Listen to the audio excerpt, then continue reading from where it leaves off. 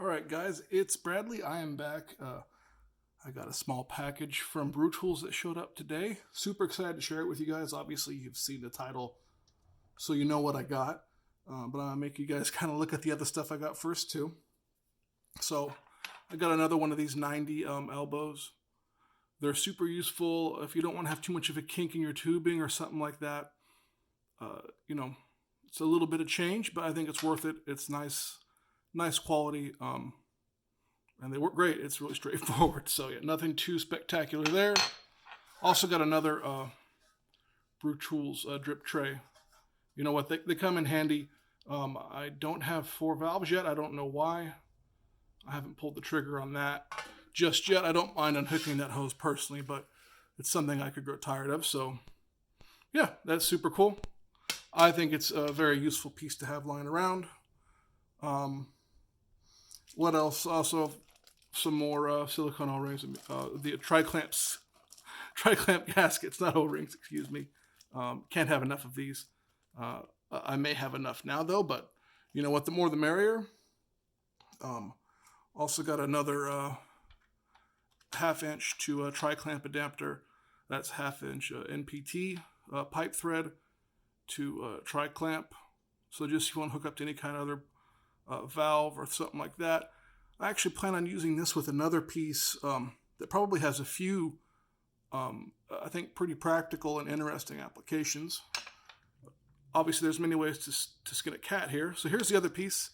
It's the tri-clamp, 3/4 tri-clamp to ball lock. So you basically just screw this ball lock disconnect. Hard to do on camera onto here, and tighten it down, obviously, and then you would seal with this rubber seal.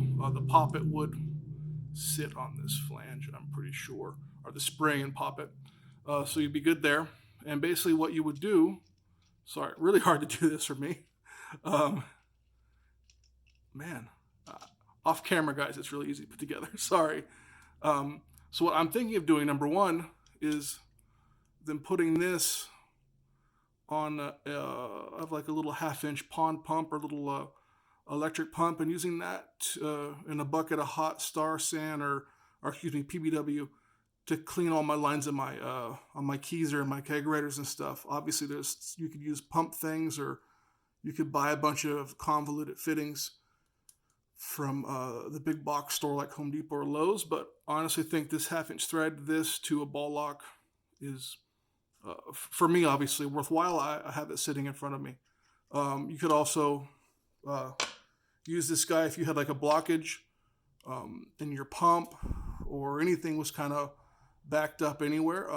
You could use this with a ball lock, either a ball lock with like a compressed air hose hooked up to it, or you could use CO2. But if you have a compressor in your garage, you could use that as well, versus using a bicycle pump or just blowing on it.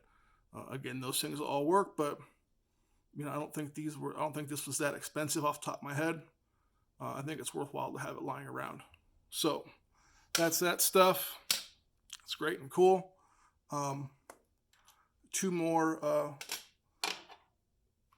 tri-clamps themselves, because you will need, anytime you add something to a port member, you're going to need a tri-clamp.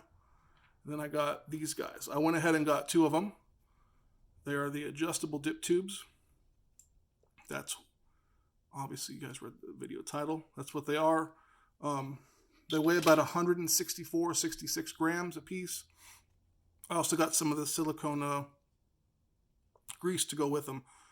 And each one comes with another complete set of O-rings. Definitely you're going to need that silicone. It's extremely tight fit. The tolerances are very tight, as it needs to be. I had one apart. I'm not going to take it apart again just because it is a tight fit. So definitely lube it up. But it seems like it's really great. So I'll probably do a separate video for the install of these guys. At first I wasn't sure about this. This is a fairly expensive part for what it is. But if you're one that's having trouble with water level and stuff like that, when you're mashing, this will definitely fix it, because you can go right from you can go all the way. You can go from the up all the way up above the elements to down low, and that'll help you kind of suck up any debris in the kettle. When I tried that after they recommended it, I quickly didn't like it because I don't really have an issue with it myself, for whatever reason.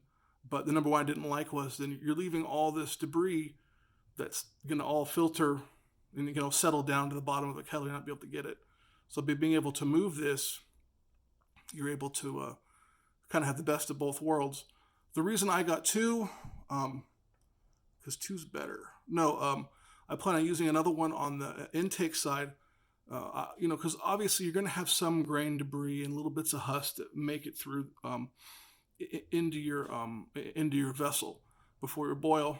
So what I'm planning on doing is having one on the return side of that whirlpool, so then you could really adjust it and move it around. Hopefully, is my hope, and stir stuff up inside of the kettle because it does collect in the bottom quite effectively. That conical shape does indeed work quite nicely.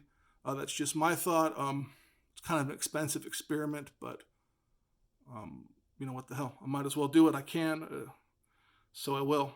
So anyhow, I hope this was helpful. If anyone's curious about what this part looks like, its quality is extremely high. Like I said, at first I saw the price and I was a little, ooh, that's a decent little ding. But its quality is definitely way up there. It's beautifully machined. And yeah, so stay tuned for an install and more of me rambling around in here before I actually brew with them. That should be great. So I want to thank everyone who has subscribed both in the past and also recently. I know I've gotten a lot of subscribers. Brian over at Short Circuited Brewers gave me a decent little shout out on Facebook and really made my day. So if you happen to see this, Brian, thanks a lot. Or if you guys see it, make sure you tell him that Bradley said thank you. Really, really awesome of him to do that. That man, watched him do a triple vessel brew day on 3 different systems about 2 weeks ago. That was no small deal. So anyhow, guys, thanks everyone for joining me and subscribing. And remember, home brewing is good, and we'll see you real soon. Thanks a lot.